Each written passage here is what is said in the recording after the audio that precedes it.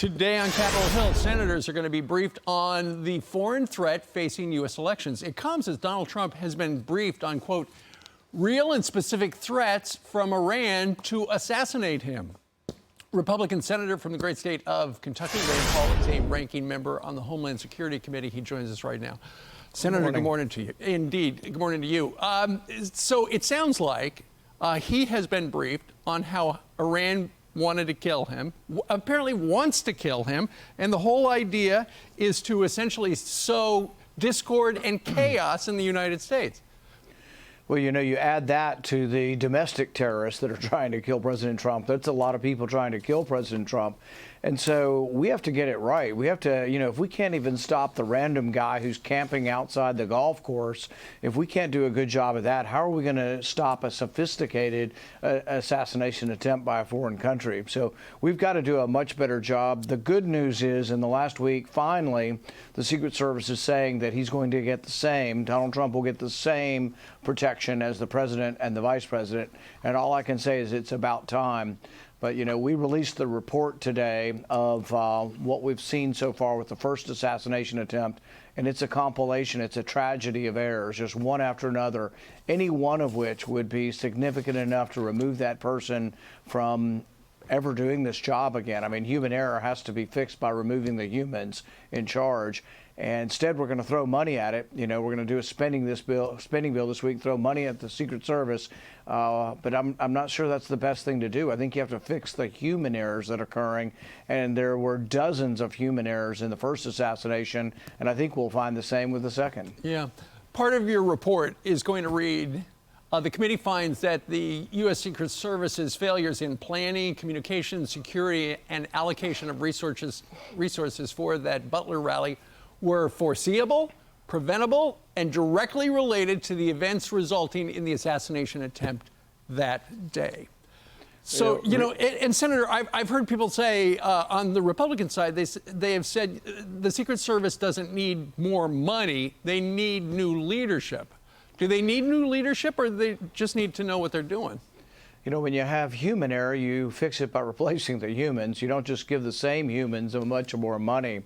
But, you know, it was one thing after another. And really, when we began interviewing the people that were there in Butler, nobody was in charge. Everybody says, oh, no, he was in charge. She was in charge. Yeah. I was in charge of this, but not everything else. And so you ask, well, didn't somebody walk by that roof that was really about 100 yards away in plain sight where they could have a direct line at the president? Didn't somebody walk by and say, holy cow, nobody's on the roof, nobody's protecting the roof? But you also have to realize that the counter snipers, the good guys that shot and killed the shooter, that's the first time Trump had them. Trump had been asking for those for months and months, and the Secret Service kept saying, oh, we don't have enough people to send there, which isn't true. But somebody made a terrible decision not to have the counter snipers there. That was their first day.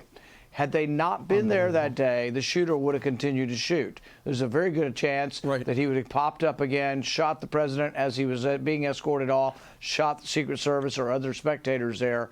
That was the first time they finally gave the counter snipers to Trump. They had refused that for months. You know, and I wonder if because they had the counter snipers there, they denied the Trump that particular rally drone coverage. However, the news from this report is that there was an inexperienced drone agent who'd only gotten 1 hour of informal training on how to operate it. He was trying to put it up, had to call a toll-free number, presumably at the manufacturer, about, hey, how do I run this thing? So apparently the shooter was smarter than the Secret Service, because the shooter ran his drone up about 2 o'clock in the afternoon, and that would have been detected and stopped it. But the errors are just, you know, legion. But here's the big errors. Roof left unattended. Nobody did anything about it. But a couple of minutes, 90 minutes before this, they see a suspicious guy with a big backpack, big enough to basically fold up and put a semi-automatic weapon in. They see him with a rangefinder. Enough to stop the proceedings. That alone, if you cannot find him and interview him and you lose him, it's enough to stop the proceedings. But with 3 minutes to go, no, 5 minutes to go, 6:06, the shooting's at 6:11. At 6:06, people are yelling, man on a roof, man on a roof, pointing to the roof. The police at 6:08 are yelling, man on a roof, man on a roof. They're running with guns drawn to the man on the roof.